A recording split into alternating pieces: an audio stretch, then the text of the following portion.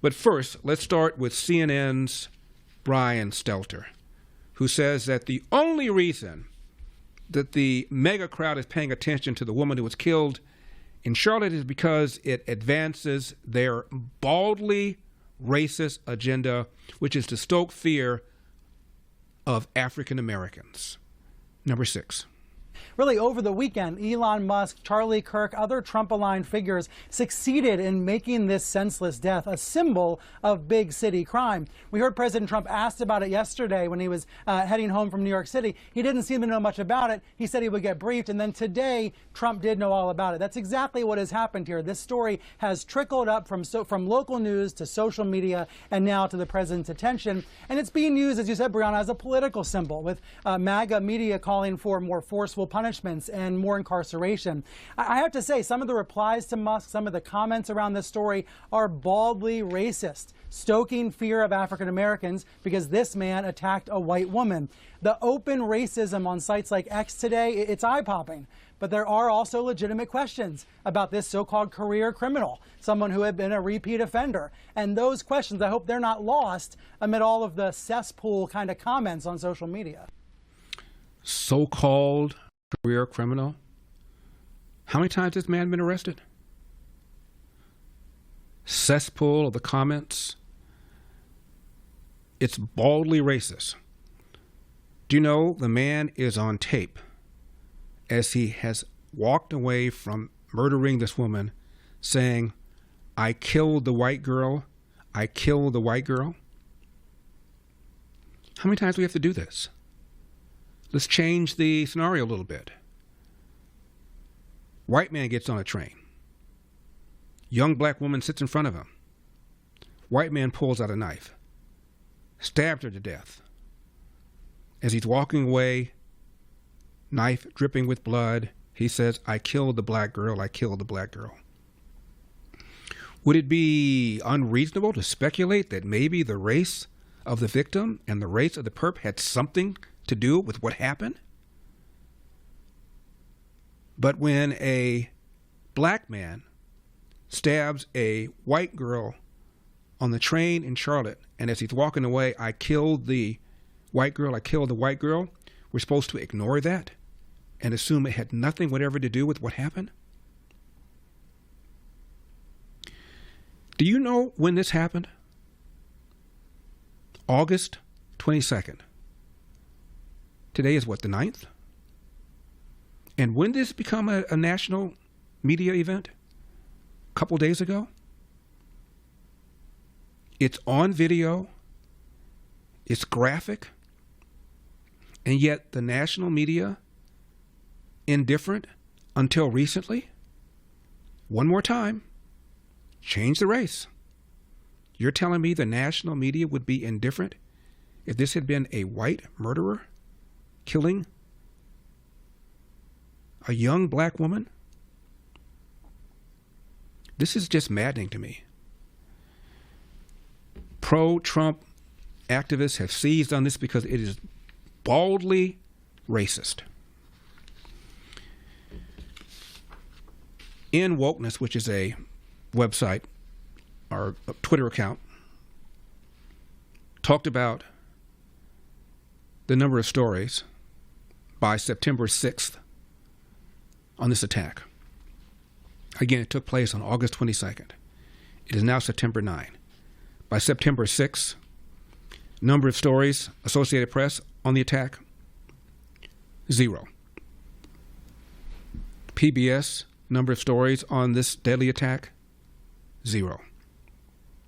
New York Times, stories on this deadly attack, 0. NPR, 0. BBC, 0. CNN, 0.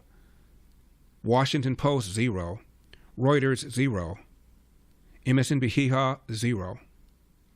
News Nation, not a traditional legacy media outlet, it's the first one to break the story.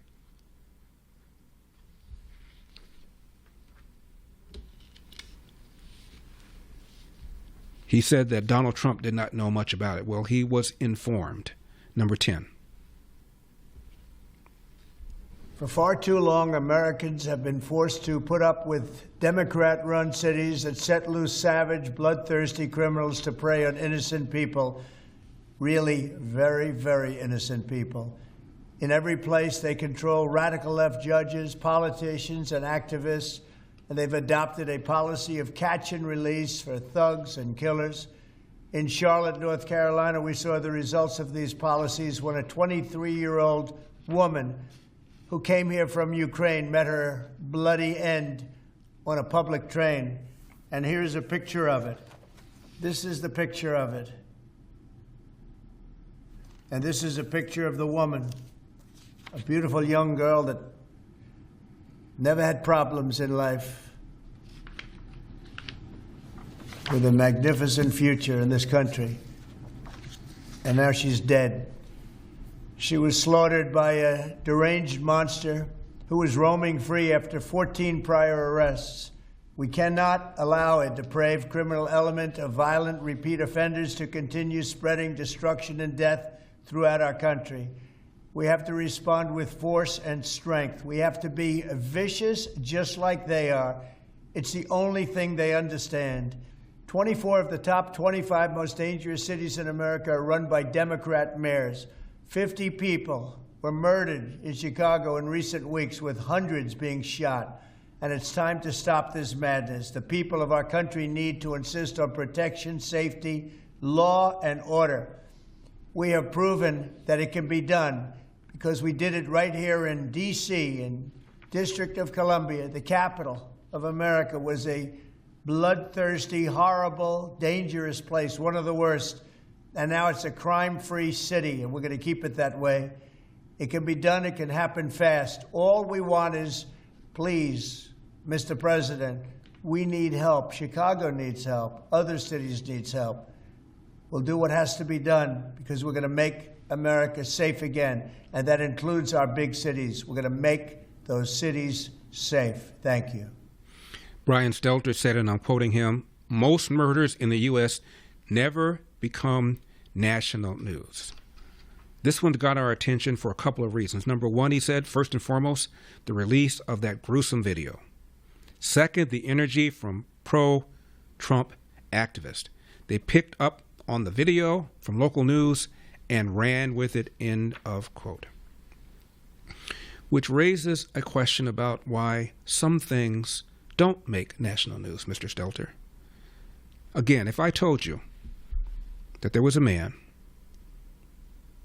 in one of our larger cities who over a 2-year period of time murdered 18 people, currently on trial, and if convicted will be the largest mass killer in the state history.